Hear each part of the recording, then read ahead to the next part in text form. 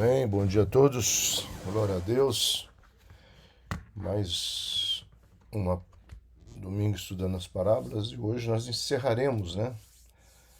Esse é o quarto episódio somente do Filho Pródigo. Como eu disse, é uma parábola tão importante que eu não quis dá-la de uma vez só, né? Por isso que nós fragmentamos assim por partes. E aqui nós estamos, amém?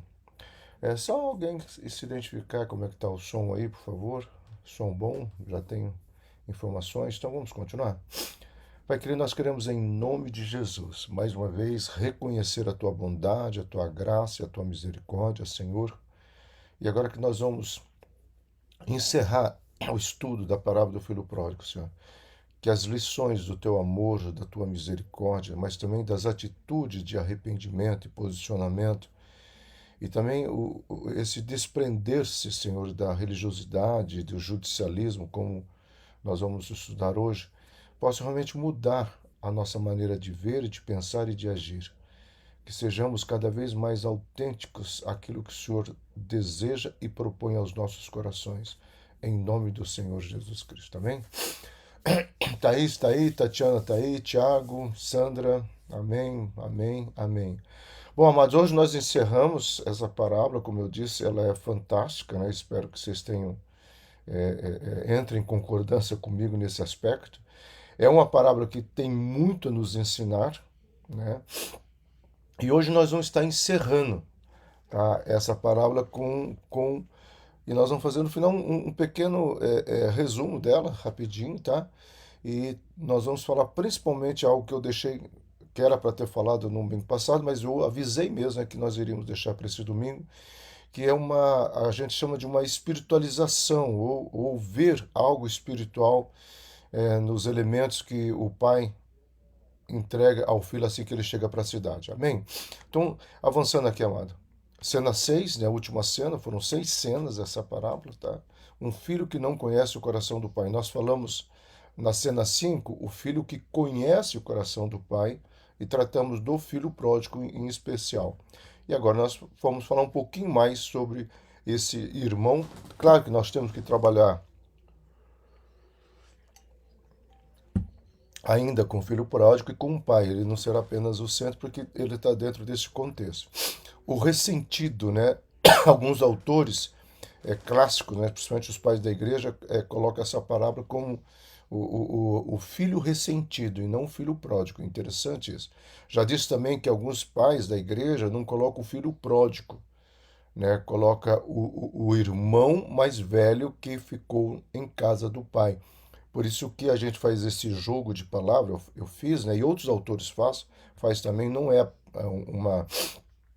uma criação do pastor Silas, né, nós, em vários livros, é o filho que não conhecia o coração do pai, né, então eles não colocam essa frase, mas a proximidade da ideia exatamente é essa daqui, tá ok? Então, quando o filho mais velho volta do campo, né, a cena, ele está trabalhando e ele escuta um barulho, ele está voltando do campo, e de repente ele começa a escutar um barulho, né? E ouviu a festividade, perguntou dos trabalhadores que estava acontecendo. Aqui tudo indica, amados, que ele não foi direto para a festa. Isso aqui também, como é campo, provavelmente não significa que a fazenda, a casa dele era afastada de tudo de maneira alguma. Tanto é que o pai estava na cidade para receber o filho. Então, essa expressão campo aqui não significa um lugar muito distante. Então, talvez o que tenha feito ele voltar para casa não foi o horário cumprido do trabalho, mas foi exatamente o movimento que ele percebeu, ou o barulho que ele percebeu.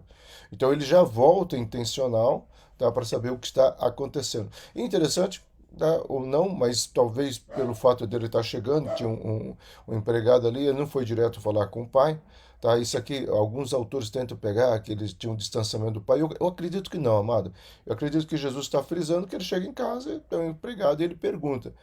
Quando ele tem a resposta, aí sim nós vamos ver o que exatamente estava, todo o ressentimento, toda a mágoa que estava no coração dele naquele momento, e talvez até porque a herança dele diminuiu, né? Porque ela poderia crescer mais, com a outra parte e, consequentemente, ele teria uma participação maior na sua herança. São probabilidade de interpretação que a exegese permite, né, você trabalhar no texto, fantasiando, às vezes trazendo alguma coisa alegórica, mas sem fugir da verdade. Você faz isso para os meus alunos. Você pode até imaginar, né, que Davi pega 5 pedras e cada uma das pedras tem um significado espiritual, mas não é aquilo que o texto está dizendo, tá bom?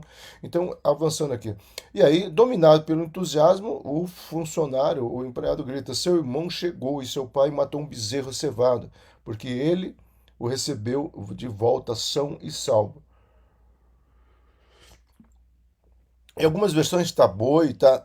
Outras versões aparece a palavra cevado. Pelo sim, pelo não, nós vemos aqui que ele faz um churrasco, entendeu? A alegria do pai é tão grande que ele faz uma festa. Tá? Lembrando, gente, que cevado, ou o mesmo boi, ou assar carne, de uma certa forma, era somente em ocasiões extremamente especial. Uma das ocasiões que isso acontecia, para você ter uma ideia, é quando um pai, né, começa a ter filho, mulher, quando nasce o filho homem, tá, ele mata, tá, fazendo essa festança, né? Seja bem-vindo, Laura. Que bom vê-los, né? Domingo passado é na igreja, graças a Deus, tá? Vê-los são e salvo, entendeu? Então, assim, desculpa, perdi um pouquinho a linha de pensamento. A questão do cevado, do boi, então, era em ocasião extremamente especial. Aqui já configura a alegria do pai, tá? Quando um filho primogênito nascia também aconteceu o mesmo, tá bom? Então, aqui já demonstra o amor do pai, a alegria do pai pela volta do filho. Talvez aqui já começa um possível questionamento do irmão, porque ele vai questionar isso. Ele não questiona os bens que ele tem, usufruir. Ele fala: pai, o senhor está matando um novilho e eu estou sempre aqui, o senhor nunca fez isso para os meus amigos. Tá? Então é interessante esse jogo de palavras que vai aparecer aqui. Este falou-lhe que seu irmão mais novo havia voltado e que seu pai estava fora de si, com alegria. Veja a expressão, né, que o, que o funcionário vai colocar. O seu pai está completamente fora de si, ele está alegre. Nós não sabemos, pelo quadro, já nós imaginamos ele voltando em casa, todo feliz, gritando de alegria, já entrando em casa, dizendo para o servo: vai lá, pega o novilho, mata, nós vamos fazer uma festa, meu filho voltou, meu filho voltou. E essa é a frase que ele vai repetir, inclusive ele vai falar essa frase por próprio outro filho, né? O irmão do filho pródigo, né? Olha, o seu irmão voltou, tá? E essa é uma demonstração de muita alegria, sim. E aqui, gente, Tertuliano, Ambrósio, os pais da igreja, já no século II, tá? Cento e poucos anos após a morte de Jesus Cristo e a ascensão, eles vão pegar esse momento aqui, e aí que vem aquela ideia. Até no Inário Batista, há um hino que foi composto, né, que geralmente nós usávamos no momento do batismo. Ó, que belos hinos cantam lá no céu por mais um remido, né? Um pecador voltar aos céus, né? Quem já foi de uma igreja tradicional sabe muito bem desse cântico. Então, esse cântico é uma expressão, inclusive o autor desse cântico, ele fez mais 3 hinos, que nós éramos obrigados a estudar o Inário Batista, né, no seminário, na atual faculdade de teologia, tá? Então, nós estudamos e vimos que ele escreveu mais 2 hinos. E esse especificamente, ele deixa claro que ele fez baseado na parábola do filho pródigo. Olha que belos hinos cantam lá nos céus, né? Vamos parafrasear aqui. Olha que belos hinos que se cantavam nessa casa quando o filho pródigo retorna ao lar. E a mesma coisa acontece com a minha vida e com a sua vida, meu amado.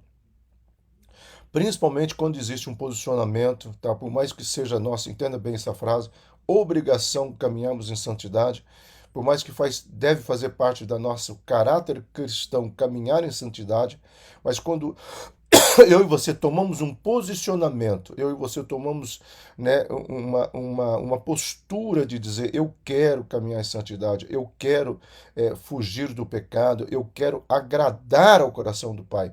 São frases que vão alegrar o coração de Deus com toda certeza, e nós podemos até com certeza dizer que é uma grande festa no céu cada vez que eu e você tomamos um posicionamento. Então, o filho mais velho foi consumido por uma raiva ciumenta. Ele recusou a participar da alegria do Pai. Por quê?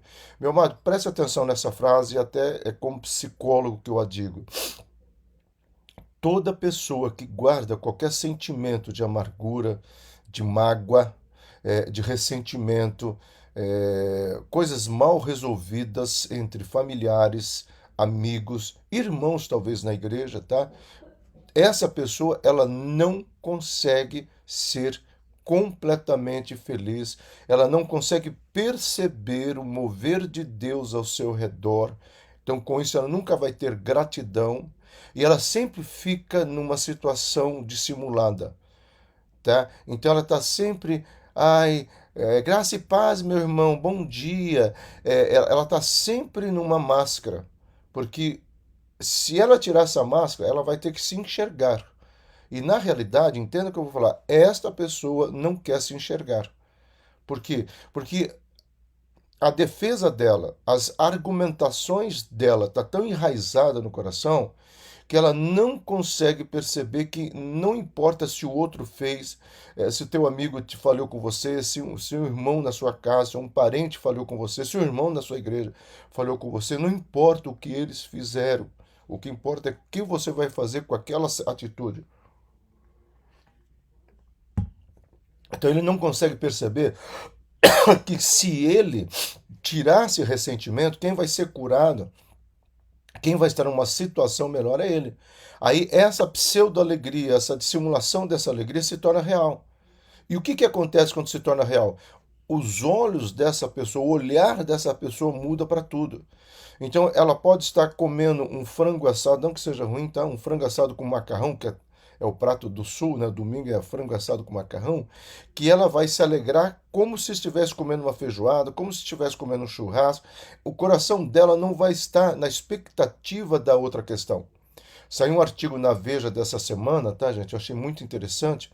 E ele fala assim: o autor dizendo um artigo, aí num determinado momento ele fala sobre as redes sociais, que as redes sociais estão levando, nos levando a sempre olhar o amanhã e nunca olhar o agora, sempre desejar algo e nunca reconhecermos que nós temos. Aí ele colocou o seguinte exemplo, na Veja dessa semana que saiu hoje nas bancas, né? Como eu recebo ela digital, eu acabo recebendo na sexta-feira, tá ok? Então o autor coloca assim: veja só, a mesma coisa de um indivíduo que está comendo um prato de feijão com arroz com um ovo frito, e ele ainda coloca que é o prato tradicional brasileiro, mas chateado porque não está numa churrascaria. Então ele vai comer aquele prato, vai saciar a fome, mas a fome intelectual, psíquica, ele não vai saciar. E, consequentemente, aquele prato não vai estar saboroso. E, consequentemente, ele não vai comer com alegria. E eu acrescentaria mais: existe uma probabilidade, tá? Eu até tenho um livro sobre isso, chama-se Anatomia das Emoções, tá ok? Existe uma probabilidade desse indivíduo ficar com uma gastrite, ou seja, aquele prato de arroz, feijão e ovo, que é uma delícia no meu entender, torna-se algo que vai trazer até uma gastrite, uma situação de mal-estar, né, no seu estômago. Por quê? Porque ele come algo pensando em outra coisa. Então, é interessante o que ele fala aqui. Então, quando seu pai lhe implorou para participar da festividade, tá? Ele se recusou, lamentando que o pai nunca o recompensara pelo seu serviço fiel e por sua obediência. Aqui entra, meu amado, a religiosidade que eu falei dos fariseus e dos escribas. E aqui pode entrar também a minha religiosidade e a sua religiosidade. Ou seja, nós corremos esse risco, em nome de Jesus, nós estamos longe dele, tá bom, amados? Que é o de achar que Deus tem uma obrigatoriedade para com a minha vida, para com a sua vida, em nos abençoar, porque afinal de contas, nós estamos sendo mais santo, mais cristão, estamos frequentando mais os cultos do que aquela outra pessoa, estamos ajudando mais do que aquele outro irmãozinho, e assim vai por diante. Então, essa religiosidade, meu amado, acaba com a relação natural, tá? O fluir espiritual do mover da graça de Deus na minha vida e na sua vida. Então, Deus, eu já disse isso muitas vezes, Deus não tem obrigação nenhuma. Tá? Lutero falou assim: olha, a igreja deve jejuar não para mudar a Deus, mas para que a igreja mude em relação ao amor e à graça de Deus. Os pais da igreja, quando falavam sobre o jejum, eles falavam assim: ó, pratique o jejum não para barganhar ou ganhar. Pratique o jejum para agradar e alcançar uma disciplina cristã ao ponto que você consiga caminhar aliançado com os valores do reino de Deus. Então, é toda uma perspectiva errada que esse sujeito estava tendo aqui, o filho mais velho. Tá? Ele trabalhava, ele ajudava, mas havia no coração dele uma obrigatoriedade e não uma espontaneidade. É aquilo que uma vez eu preguei, eu nunca esqueço que eu preguei, a mesma coisa do músico, vou começar pelo músico, chegando lá e dizendo: ah, eu estou na escala hoje, por isso que eu vim, né? Baseado no Isaías capítulo 7. Aí Deus fala para dizer para esse músico: pode ir para casa. Aí chega o pregador, né? Uma das pessoas que pregam ali, eu, a Ângela, o José, a Tatiana, o Alexandre. E aí nós estamos chegando, o Guilherme, né, também tem pregado algumas vezes, chegando ali e alguém pergunta: o que você veio fazer hoje? Ah, não, o pastor me colocou na escala para pregar, eu vim pregar. Deus falou assim: manda esse embora também. Aí quem que deveria entrar? Aquele músico que fala: olha, hoje eu tenho o privilégio de estar na escala. Hoje eu quero louvar a Deus junto com a igreja. Opa, esse pode entrar. E o pregador: olha, hoje eu tenho o privilégio de estar na escala. Eu tenho algo a compartilhar com a igreja daquilo que Deus falou no meu coração. É a perspectiva, meu amado, é a maneira como que nós olhamos. E isso tem que ser compreendido pela minha vida, pela sua vida, porque pequenas coisas podem se tornar coisas extremamente maravilhosas. Então, ele se queixou dizendo que quando o filho pródigo voltou, depois de gastar o dinheiro do pai com meretriz, o pai não hesitou em fazer uma festa, uma grande festa. E olha que o coração dele estava com tanto ressentimento que a primeira coisa que ele faz foi acusar. Então, por isso que eu disse já desde o começo dessa parábola que a pessoa religiosa, ressentida, que guarda sentimento, ela sempre está preocupada com o outro. Não, mas como que o fulano pode estar pregando? Como que o fulano pode estar cantando? Como que o fulano pode estar na escala de visita? Como que o fulano isso? Como que o ciclano aquilo? Porque na realidade ele não é capaz de olhar para o coração dele e dizer: Senhor, eu tenho um sentimento inadequado dentro de mim para com isso, para com aquilo. Então, essa postura, meu amado, é uma postura extremamente errada. É uma postura que foge daquilo que Deus estabeleceu para a minha vida e para a sua vida. Então, este cuidado eu e você precisamos ter. Senão, nós vamos cair no erro, tá, do julgamento e da acusação. E isso é complicado. O amor de Deus, a graça de Deus, a misericórdia de Deus estampada, né, colocada poeticamente nessa parábola, deveria nos ensinar que temos duas possibilidades diante do amor e da graça de Deus. Ou continuarmos ressentido como o irmão do filho pródigo, guardar um sentimento de amargura e não nos alegrarmos com o coração do Pai, ou caímos com o filho pródigo e retornar, abraçarmos e nos jogarmos aos pés de Deus, sabendo que Ele é gracioso e misericordioso em nos receber. Essa alegria é um sentimento. Então observe que o filho que ele disse, né? Esse teu filho.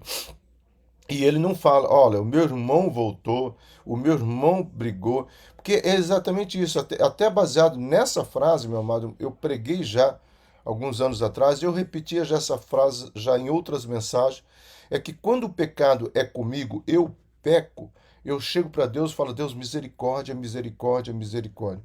Quando eu descubro que é o meu irmão que até cometeu o mesmo pecado, eu peço: Senhor, faça justiça, Senhor, ele é um pecador, Senhor. Às vezes nós fazemos isso sim, meu amado. Então, quando você olha para esta questão aqui, o que está sendo levantado é o coração.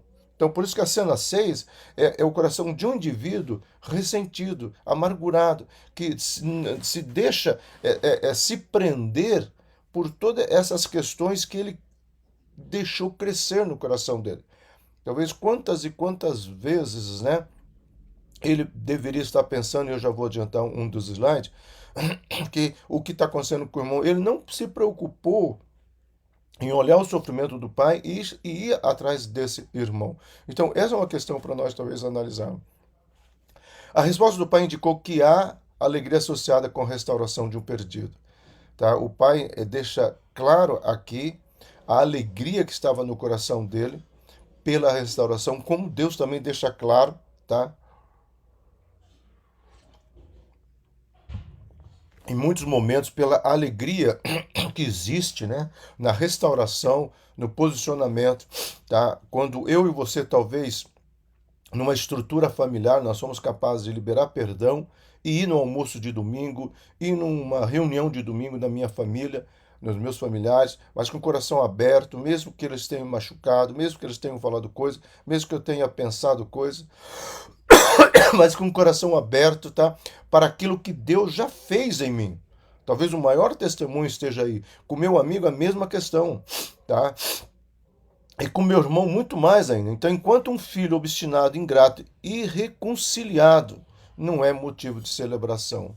Então, é mais ou menos assim. E o pai poderia falar: meu filho, eu estou me alegrando. Ele não aparece no texto, mas é isso que Jesus estava colocando para os fariseus e os escribas. Deus se alegra muito mais com o gentil, Deus se alegra muito mais com aquela mulher samaritana, Deus se alegra muito mais com a questão do bom samaritano, Deus se alegra muito mais com esta pessoa que estava perdida e volta ou encontra o caminho do Pai, do que você que está lá dentro da estrutura eclesiástica, mas está de uma maneira irreconciliável porque está cauterizado pelo seu sentimento, pelas suas mágoas. E eu repito, gente, como que mente cauterizada, sentimento cauterizado, cria em nós esse ressentimento e a gente não consegue, voltando ao artigo da revista Veja dessa semana, se alguém comprar, só leia, mas se você não comprar, estou repetindo aqui, você não vai saborear o seu prato de arroz, feijão com ovo, porque o seu pensamento está naquela churrascaria que você não pôde ir. Meu amado, uma das coisas que eu já disse aqui em vários momentos das parábolas, já disse muitas vezes nos cultos, uma das questões que o mundo secular, principalmente o mundo comportamental, neurocomportamental, inclusive o coaching roubou, que era um sentimento que deveria estar dentro do nosso coração, é a gratidão. É o famoso Ebenezer, até aqui tem nos ajudado o Senhor.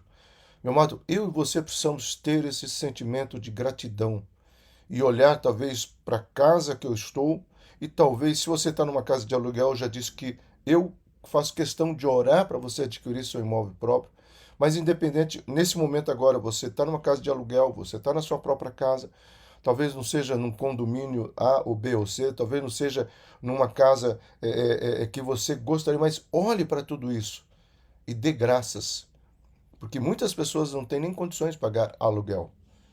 Tá? Então, quando eu olho para Montemão, por que, que eu passou, mas sou friso, meu amado? E muitos aqui sabem, vai ficar registrado, eu já falei, né? Eu sido canal de bênção para alguns ministérios. E quando eu vejo que eu estou podendo abençoar, às vezes tem igreja até hoje que não conseguiu restaurar da pandemia. Tem pastores que até hoje têm dificuldade de pagar a luz, a água do ministério, quanto mais da igreja, da casa local.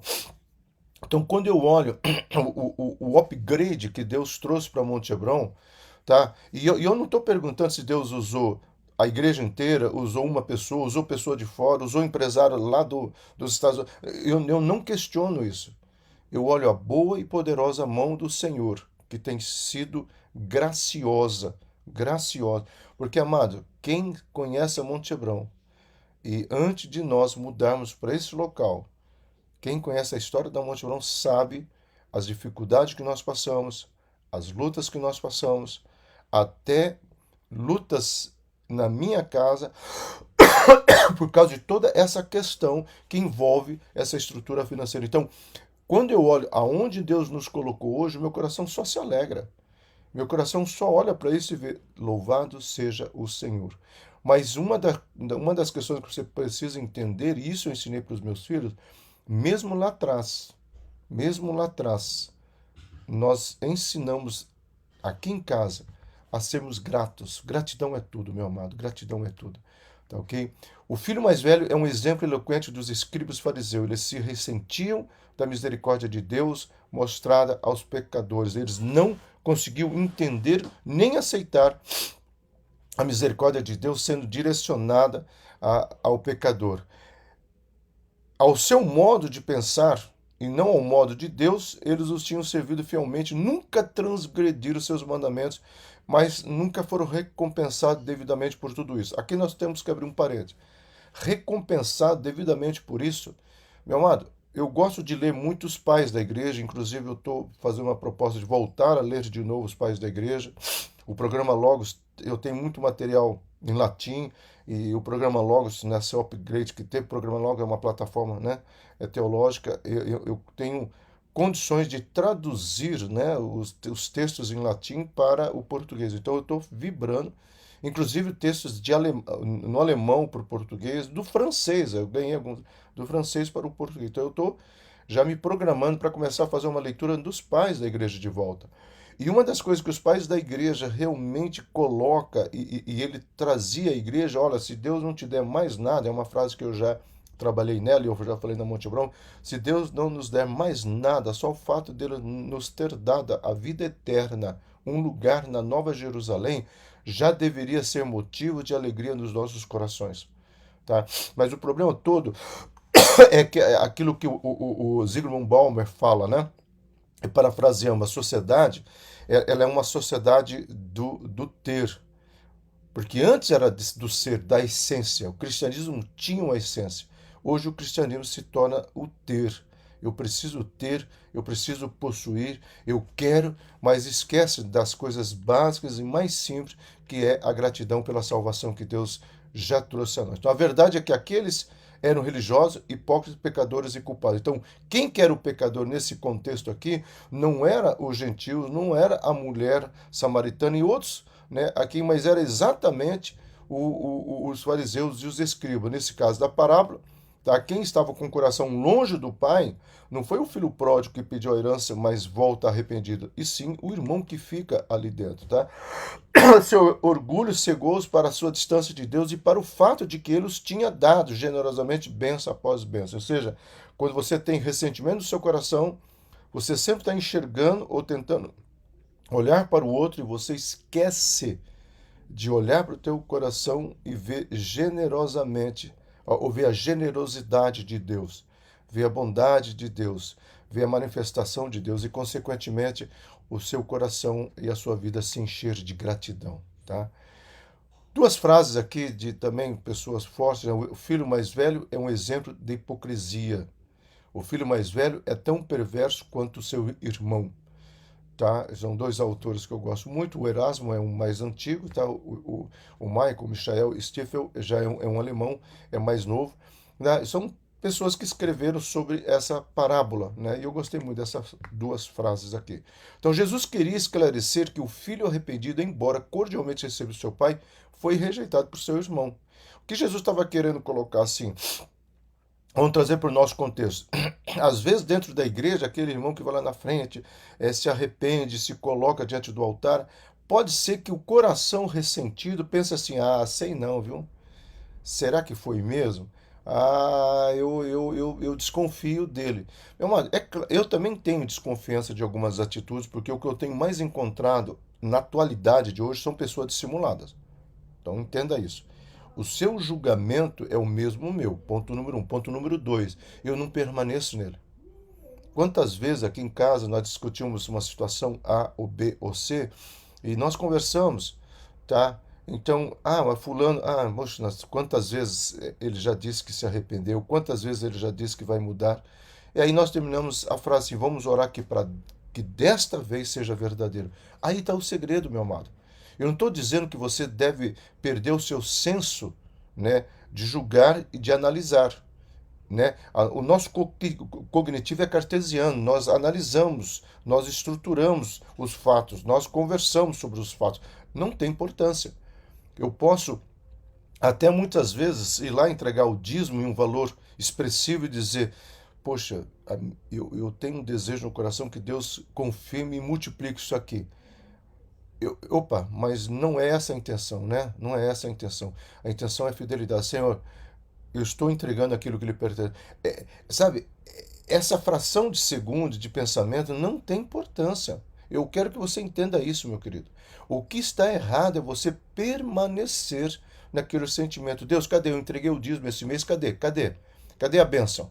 Olha, não estou vendo, Senhor, olha, eu te gastar com carro, eu te gastar com. Não estou vendo. E muitas vezes nós não olhamos o livramento. Poderia ser pior, poderia ser pior, poderia ser pior. Então, é uma questão para nós estarmos analisando. O ponto mais importante nessa cena, e que passa às vezes percebido, é que este irmão convivia com seu pai e deve ter percebido a tristeza de seu pai quando seu irmão partiu.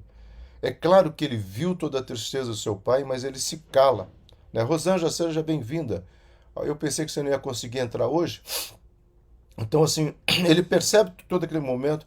Ele poderia também ter uma preocupação não só com o pai, mas com o irmão. Mas parece que ele pensou: é meu, é tudo meu, agora é meu. E de repente o irmão volta.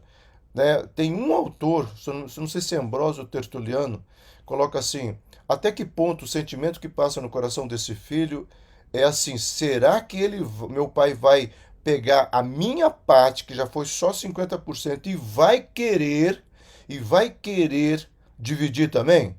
Então, na realidade, eu, em vez de ficar com 50%, vou ficar com 25%. Isso não é justo. Talvez possa estar por detrás de tudo, dele, todo esse sentimento. Esse pai da igreja coloca que sim. Nós não sabemos, mas o fato é que isso nós podemos analisar friamente. Não houve nenhum momento uma preocupação dele ir atrás, vendo que todos os dias seu pai ia até a entrada da cidade para esperar o seu irmão. Meu irmão, isso era fato conhecido. A cidade sabia, ele sabia. Quantas vezes talvez o pai fala: meu filho, eu estou indo lá na porta da cidade com aquela trouxinha, né? Com a sandália, com a túnica, com o anel. Eu estou indo lá esperar o seu irmão. Tá? E interessante, meu amado, presta atenção nisso. Em nenhum momento o texto fala que ele podia ter delegado funcionário para fazer isso.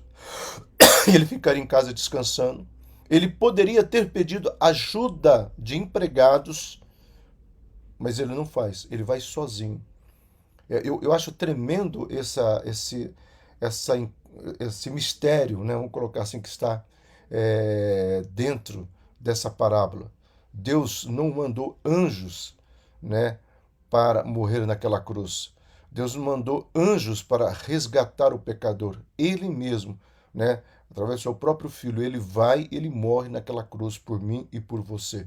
Ele poderia talvez ter feito um plano 2, tá, reconstruído, zerado, mas não, ele faz, tá, o que ele demonstra que todos os dias ele vai esperando. Então, repito, ele não manda, ele não terceiriza, vamos usar um termo atual, não, ele não terceiriza esse ato. Deus não terceiriza, tá? Não terceiriza o amor dele, a graça dele, a misericórdia dele. Ele pode até colocar anjos ao nosso serviço, né, para nos servir, mas ele não terceiriza o amor, o abraço e o receber dele. Por isso que ele fala na internet que vai nos receber. Então poderia, para tentar ergar o coração desse pai, sair em busca desse filho, desse irmão e dizer: volte, meu irmão, nosso pai está sofrendo. Ele poderia elevar um cântico, né, ao coração desse filho, ele poderia buscar, né, porque ele sabia que o pai todos os dias estava regando e procurando. Mas mesmo assim, sabendo que o coração desse filho, ele amorosamente dirige ao seu filho. Aí o pai, desculpa, né? Volto a dizer: tudo que é meu é seu, tá? Então o pai sempre coloca palavras no coração dos dois, meu. Mas mesmo assim, sabendo do coração desse filho, ele, o pai, amorosamente dirige-se a ele e diz: meu filho, tudo que é meu é seu. Tá? Eu gosto muito dessa expressão, meu filho, né? Que é uma expressão de paternidade. Tudo que é meu é seu. Tudo que eu tenho é seu. Tudo que foi conquistado na cruz do Calvário é nosso. Tá? Tudo que Deus estabeleceu como princípio de graça e misericórdia é nosso. Essa certeza, essa convicção deveria e deve encher o meu coração e o seu coração em nome de Jesus, meu amado. Mas o que vemos foi uma indignação desse irmão que fez com que ele não quisesse entrar na sua casa. Pensa bem, meu amado. Eu não vou. Imagina a pessoa chegando numa reunião familiar. Ah, o fulano está aqui? Não, não vou entrar aí, não. eu tenho uma mágoa, eu estou ressentido. Ou então você leva isso para a igreja. Você está chegando ali na igreja, o fulano está vindo, não vou entrar hoje no culto não. Pastor, não vou no culto hoje não, porque o fulano, o ciclano vai estar lá. Meu amado, isso é tão real nos dias de hoje, tá? Que a minha tristeza não está na realidade. A minha tristeza está nos corações cauterizados que ficam sempre numa defesa, numa argumentação e não são capazes de dizer, peraí, o que que essa parábola, o que que isto pode trazer de ensinamento na minha vida, tá? Fora, né, o que que ele faz? Ele chama o pai para fora da casa, né? Aquela pessoa me chamando para fora da igreja lá, ou chamando um parente para fora de casa, ou sei lá, para falar o que estava no coração dele. Tá? Então, meu amado, olha a seriedade do que o Senhor Jesus está colocando aqui. Para você ter uma ideia, o próprio templo tem uma parte, né, que era destinada a essas pessoas que os fariseus e os escribas entendiam que eles não podiam entrar, que é aquilo, o pátio dos gentios. É mais ou menos assim na igreja, chegar alguém e dizer assim, ó, você não pode ficar aqui, você vai ficar naquela parte lá. Tá? Tem uma parte reservada para aquelas pessoas que nós achamos indignas, né, de estar na grande nave. Tá? Só que muitas vezes nós fazemos isso, nós separamos o nosso coração, o nosso sentimento e começamos a, a, a a fragmentar e dizer isso aqui essa pessoa merece, aqui essa outra pessoa não merece. Então, esse sentimento, meu amado, nós precisamos tentar vencer. Em vez de reconhecer que estava equivocado, o que não era sábio, ele faz exatamente o contrário. Diz a seu filho: tínhamos de celebrar. O pai fala assim: olha, eu realmente. Você está certo, meu filho, você está certo. O teu irmão foi ingrato, o teu irmão fugiu, o teu irmão aprontou, o teu irmão. Mas olha só, ele voltou, né? E aqui nesse desenho, né, várias estradas e uma pessoa iluminando o caminho certo para aquela pessoa encontrar, né, como se fosse um labirinto, né, aquela pessoa encontrar o caminho correto. É mais ou menos isso que o pai estava fazendo quando ele esperava todos os dias na porta da cidade. Tá? Eu já disse que era comum pessoas ficarem na porta da cidade. Os anciões ficavam na porta da cidade. Você tem lá no capítulo de Ruth, já citei que nós começamos essa parábola, quando Boaz vai na entrada da cidade conversar com os anciões, né, sobre a proposta que está no coração dele, tá? Então, em outros termos, era obrigatório celebrar. Era a única coisa possível e adequada a fazer em tal situação. O pai deixa claro isso, meu filho, não existia e não existe nenhuma outra coisa a fazer a não ser celebrar, nos alegrar nesse momento. Amém, amado? Então, avançando já são 10:08 para o nosso término, tá? Um resumo geral, tá, dessa parábola. Em primeiro lugar, ela fala do pecado, o pecado não só do filho pródigo, mas o pecado também do irmão que não conhecia o coração do pai. Então nós temos nessa parábola, né, e no contexto e conjunto da parábola, que são três, né, se lembra? A ovelha perdida, a dracma perdida. Nós temos todo um contexto de pecado, né? E, em segundo lugar, nós temos todo um contexto de arrependimento, a ovelha que é encontrada, a dracma que é encontrada, e no caso aqui, o filho que se arrepende. Então, nós temos o pecado que deveria gerar em nós um arrependimento, assim como esse filho toma uma atitude e volta, nós precisamos também tomar uma atitude. O problema todo hoje chama-se dois, né? Dois problemas. O primeiro problema é a cauterização, onde nós vivemos um momento onde eu não quero reconhecer o meu pecado, eu não quero reconhecer o meu ressentimento, eu não quero reconhecer nada.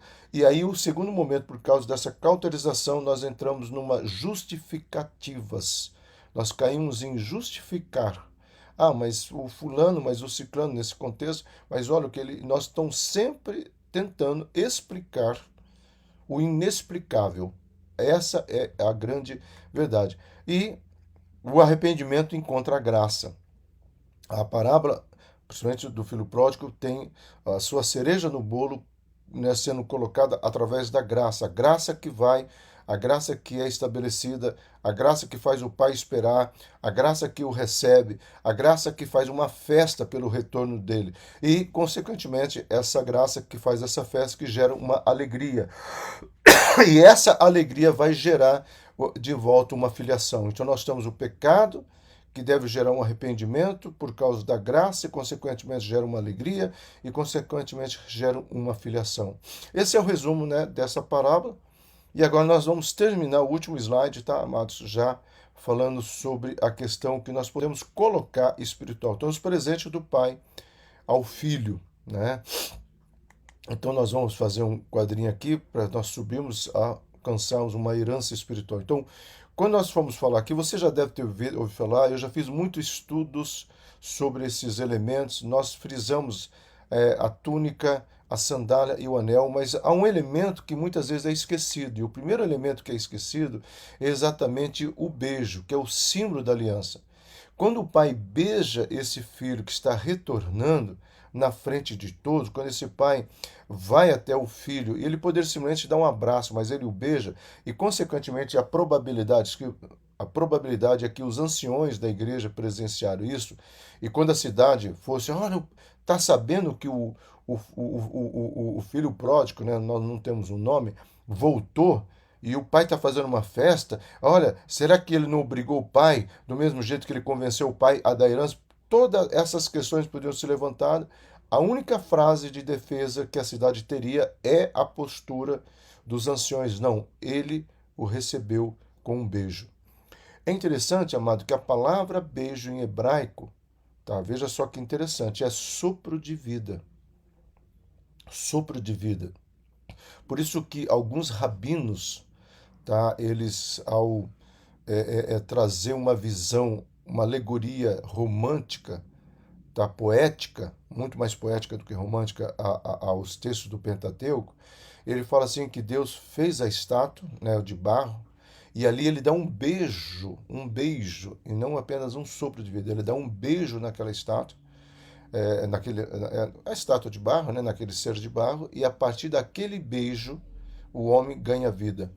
Eu acho interessante essa probabilidade e eu gostaria que essa probabilidade fosse certa, porque aí eu posso trabalhar com vocês dizendo que o beijo que Deus quer dar na minha vida e na sua vida foi o beijo de morte do filho que ressuscita ao terceiro dia e traz uma nova aliança. Talvez seja isso que o livro de Hebreus quer dizer, de uma nova aliança que é escrita no meu coração, no seu coração. E aqui é muito tremendo. O segundo elemento que já é muito conhecido nosso é a túnica, né? Que é o símbolo de honra. Eu já disse até que havia uma questão muito séria na túnica. Primeiro, a túnica era de uma cor só. E era muito comum cada família ter a sua cor, tá? Que se identificava que aquela cor daquela túnica era da família tal. Isso é um pouco fantasioso, porque a cidade era muito grande, tá? Mas os pobres não possuem túnica, os pobres só possuem uma vestimenta. Nós não estamos falando de uma veste, porque o filho não voltou pelado. Túnica é exatamente uma capa que é colocada em cima. Então, apenas as famílias mais ricas é como se tivesse duas roupas, tá? A roupa do dia a dia e uma segunda roupa por cima, tá ok? Às vezes era uma túnica que se vestia como se fosse um roupão de banho. Alguém conhece o roupão de banho, né? Como se fosse um roupão de banho, sendo que você não estava nu por baixo, apenas isso, tá, gente? Então, assim, mas o que é importante? Que, primeiro, quanto mais colorida fosse a túnica, mais especial seria a pessoa. Tá? Claro que aqui não se fala dessa especialidade das cores da túnica. Mas se lembra de José que recebeu uma túnica de muitas cores e que isso gerou no coração dos irmãos um sentimento de raiva por causa da túnica? Era uma marca importante? Era uma marca famosa? Não, por causa das cores. O pai deixa claro, ao dar aquela túnica para o filho, tá, de várias cores, que era uma túnica muito mais cara, significa que envolveu muito mais tecido. Então tá por detrás tudo isso. Mas o que é exatamente isso? Um símbolo de honra. Então, o pai sela uma aliança e o pai traz honra a esse filho. Nós vamos ver depois no nosso contexto aqui, tá, amado? O terceiro elemento é o anel, que é o símbolo da autoridade. Você, quando assiste um filme, né, você vê que quando o rei morre, é passada a autoridade para alguém, são dois elementos. O primeiro é o anel. O segundo, que é a coroa, que é dada no momento onde ele é reconhecido perante os súditos do seu reino, que ele é o rei, ele é a coroação do rei, por isso chama coroação do rei. Tá? E o último elemento que nós também conhecemos é a sandália. Aqui a sandália, gente, nós temos dois elementos. O primeiro é o notório que ele não era um escravo, porque era um objeto chiquérrimo na época, caríssimo, somente os ricos usavam sandália. Então, o primeiro momento pode estar simbolizando uma atitude do pai em dizer, olha, você quer ser recebido como um empregado? Não, você não vai ser um empregado, você vai receber de volta a filiação.